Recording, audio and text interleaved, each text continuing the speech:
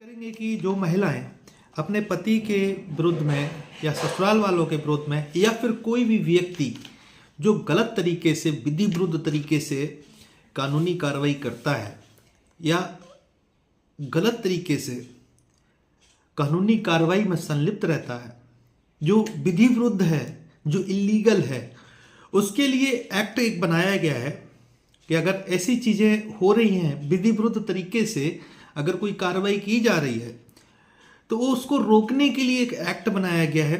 बहुत इम्पॉर्टेंट है ये वीडियो जिन लोगों के खिलाफ में दहेज प्रताड़ना।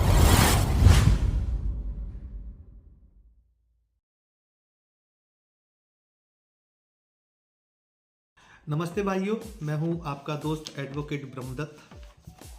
आप लोगों से मेरी रिक्वेस्ट है कि मेरा सपोर्ट करो, चैनल को सब्सक्राइब करो और आप लोगों के लिए हम ऐसे ही वीडियो बनाते रहेंगे। आपको और आपके परिवार को बचाने के लिए हमने हमेशा प्रयास किया है। आज हम बात करेंगे कि जो महिलाएं अपने पति के विरुद्ध में या ससुराल वालों के विरुद्ध में या फिर कोई भी व्यक्ति जो गलत तरीके से विधि विरुद्ध तरीके से कानूनी कार्रवाई करता है या गलत तरीके से कानूनी कार्रवाई में संलिप्त रहता है, जो विधि विरुद्ध है, जो इलीगल है, उसके लिए एक्ट एक बनाया गया है कि अगर ऐसी चीज़ें हो रही हैं विधि विरुद्ध तरीके से, अगर कोई कार्रवाई की जा रही है तो वो उसको रोकने के लिए एक एक्ट बनाया गया है।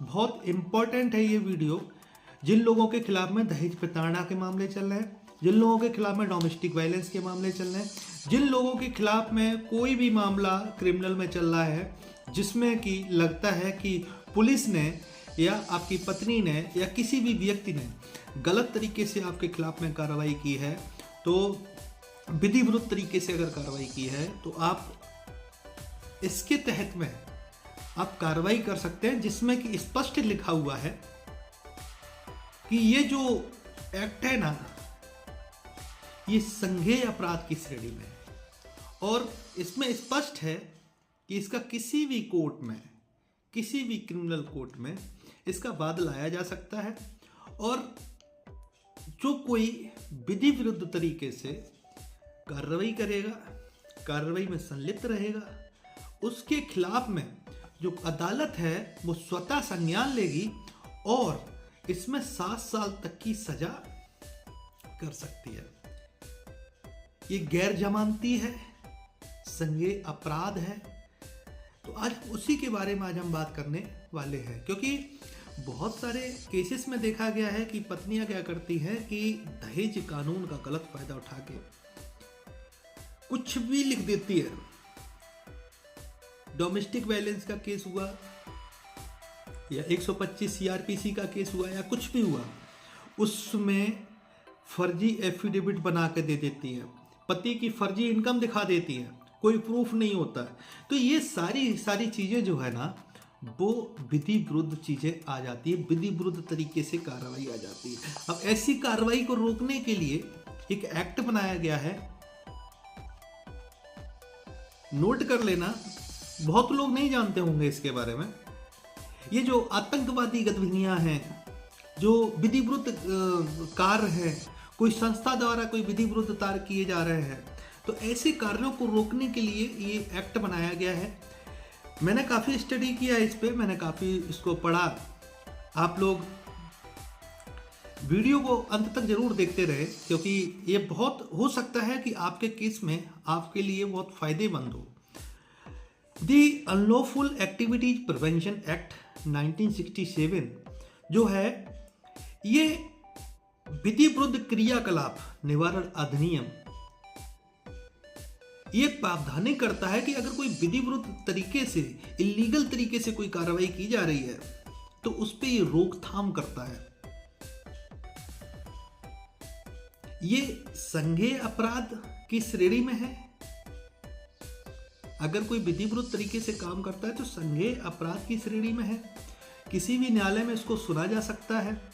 अगर कोई आतंकवादी गतिविधि है, उसके लिए एक स्पेशल कोर्ट है, वो स्पेशल कोर्ट को अलग पावर दी गई है।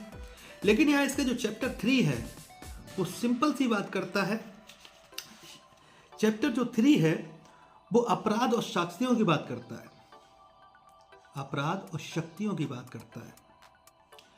तो मेरा कहने का मतलब यह है कि आपको या आपके परिवार वालों को पुलिस के द्वारा या किसी भी व्यक्ति के द्वारा या फिर आपकी पत्नी के द्वारा या आपके ससुराल वालों के द्वारा आपको इलीगल तरीके से अगर फंसाया गया है तो आप इस एक्ट का यूज कर सकते हो। जहाँ पे भी आपके मामले चल रहे हैं उसी जगह पे आपको एप्लीकेशन मूव करनी है और डिमांड करनी है।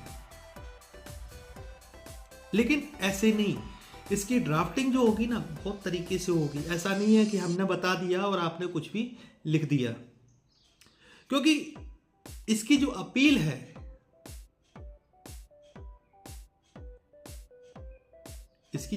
है वो रेयर एंड रेयर केसेस में ही हो सकती है।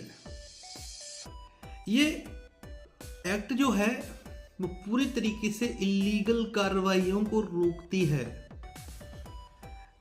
मैंने अब तक आप लोगों के लिए, आपके परिवार के लिए, आज मैं रात के 5 बजे तक सोया नहीं हूं। आज मैं इसी एक्ट को देख रहा था, पढ़ रहा था, मुझे काफ़ी अच्छा लगा।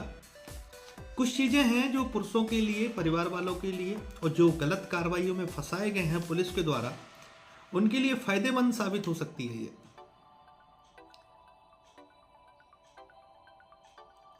आप लोगों से मेरी रिक्वेस्ट है कि आप लोग मेरा सपोर्ट करें और आप लोगों के सपोर्ट से ही हम इंजीनियरिंग से वकालत के क्षेत्र में आए हैं और कोशिश करते हैं कि आप लोगों के लिए, आपके परिवार के लिए ये जो फर्जी मुकदमों की जो पेशबंदी है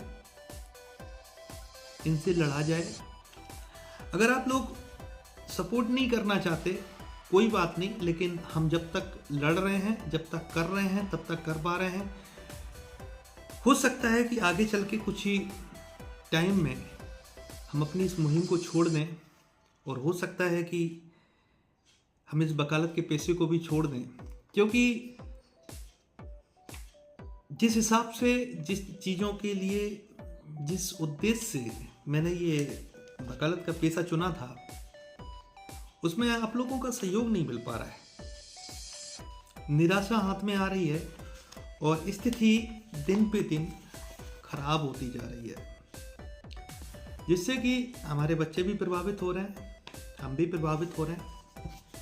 लेकिन कोई बात नहीं, अगर मेरे सामने ऐसी स्थिति आती है तो हमारे जो वीडियो हैं ये आप लोग ज़रूर देखते रहना, क्योंकि हम अपने वीडियो के मार्फत आप लोगों तक हर ऐसी चीज़ पहुंचाते रहते हैं जो आपको कहीं नहीं मिलेगी।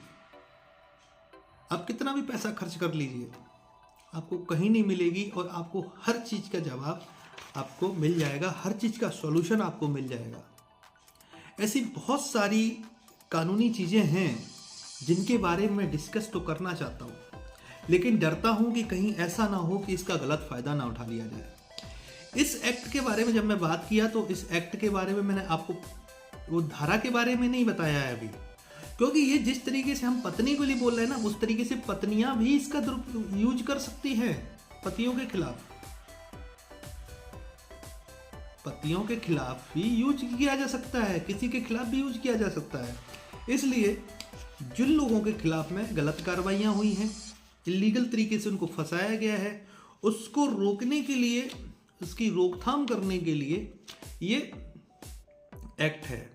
और बड़ा मज़ेदार चीज़ हमें समझ में आई और अच्छा भी लगा, और चाहते हैं कि आप लोग मेरे वीडियो देखें और अमल करें। जैसा कि मैंने एविडेंस एक्ट 44 के बारे में बताया था, कोई नहीं बताया होगा आपको। मेरे पास काफ़ी वकील भाइयों के फ़ोन भी आए, बोले यार ये है क्या। तब मैंने उनको बताया, मैंने कहा भाई आप मेरे आदर्श हैं, मेरे गुरु हैं, और उनको मैंने पूरी बात समझाई कि किस तरीके से इसको यूज करना है और किस तरीके से अपनी बात रखनी है। एविडेंस एक्ट जो है ना वो क्रिमिनल और सिविल हर जगह आती है और हर जगह काम करती है।